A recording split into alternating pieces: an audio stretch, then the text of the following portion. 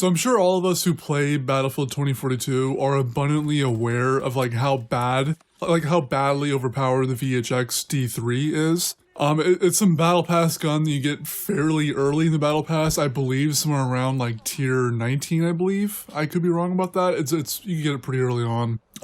But it's pretty overpowered. It's been overpowered the day it came out. And I knew they would eventually kind of address this, right? I knew they would eventually try to nerf it or something, but I imagined the nerf would go a little differently than how this one did. So the developers tweeted, taking onboard feedback regarding the efficiency of the VHX-D3, we have now deployed server-side change, a server-side change on Battlefield 2042 with some balance changes for this weapon. Now, if you can kind of guess what they changed correctly, I would be very surprised. Like we all know that the problem with this gun is the fact that it does way too much damage for not only its fire rate, but its accuracy and its range, right? It's a high damage output weapon for like no reason. I get it, it's a battle pass gun, they want to sell, tiers of people and shit, because there are actually YouTubers and streamers who, when a new battle pass comes out for Call of Duty or this game, they will buy all the tiers to get basically all the guns instantly to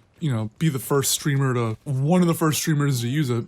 So here are the changes they made. Now you would think they would make some common sense changes, right? But no.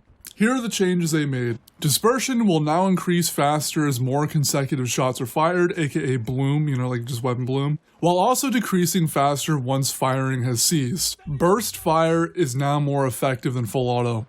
Welcome to every other gun in the game.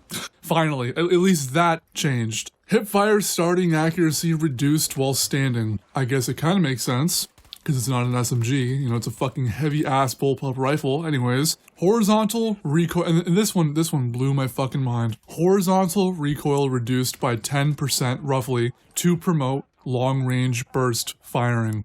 Now I get it, it's a long-range rifle, but there's a bit of a problem here. This thing is still going to insta-melt people at short range. In fact, it actually still does. I just got out of a match in Battlefield 2042, which is why I'm making this video. I wanted to give the developers a fair shot to see how this would play out, what kind of changes they might be making behind the scenes that they're not really talking about.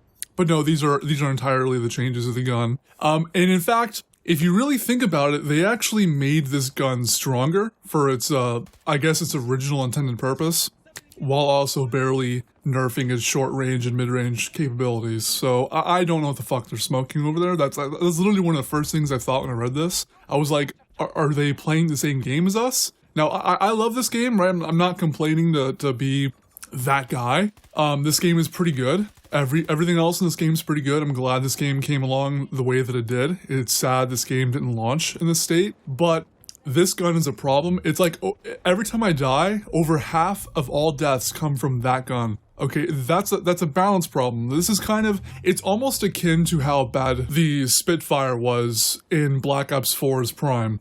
Now, if anyone played the game all throughout its prime, you would know that the Spitfire, for whatever reason, was stronger than every other gun in the game. It's a little SMG, insane fire rate. It could beat ARs in mid-range, everything's short range. It could even compete with LMGs at long range, right? And Sweats often would just gravitate towards that gun and use it and abuse it. And they refused to nerf it properly, and the game died. Well, it died so much to the point where they actually had to include even more overpowered guns to compensate for the deadness of the game, like just selling fucking OP guns to people like the VMP and the Micro 9mm. But anyway, this is a Battlefield video. This is basically almost as bad as that situation. I mean, obviously the VHX isn't some insane god gun. It's not going to out-snipe LMGs, but it's still pretty overpowered for what it is. I mean, it has to be nerfed, okay? They have to take a look at the actual problem, which is its just raw damage output to range ratio. I get it, it's made to be kind of like a bit of a long range kind of gun, but it can melt things too fast. Its accuracy close range is way too high. I mean, I don't even know how they would be able to fix this without reducing the damage. I think just reducing the damage to be on par with maybe the M5A3 while also retaining its insane range capabilities will be good.